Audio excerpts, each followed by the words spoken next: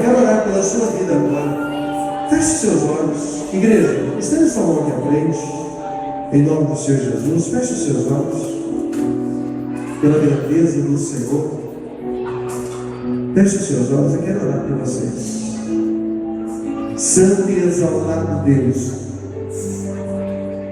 em nome do Senhor Jesus, eu oro, meu Deus, por estas vidas, meu Deus, que cumpriram a fiel missão, meu Pai, dada pelas tuas mãos.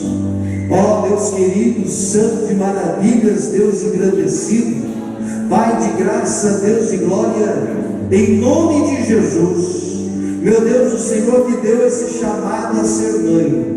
Mãe, meu Deus, de ventre, mãe de coração, mas a grandeza, meu Deus, que o Senhor envolveu de tal forma, ao ponto, meu Deus, de elas celebrarem a sua presença, glorificar o teu nome, exercer, meu Deus, um papel tão maravilhoso de educar, ensinar, trazer, meu Deus, as tuas mãos e mostrar a tua grandeza.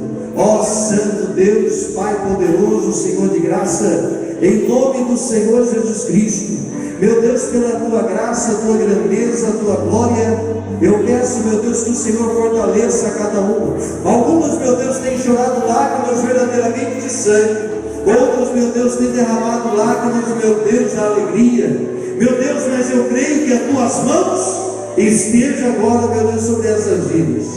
Ó Senhor Deus, abençoe a cada mãe, coloque as tuas mãos nessa missão poderosa, em nome de Jesus. Meu Deus, mães que te louvam, glorificam, mães que estão na sua presença, meu Deus, lares, meu Deus, aonde os pais, as mães se colocam de joelhos, mantém os filhos em pé. Muito obrigado, Senhor, em nome de Jesus, glorificamos e bendizemos o teu nome, agora e sempre, em nome de Jesus, em nome de Jesus. Amém. Amém.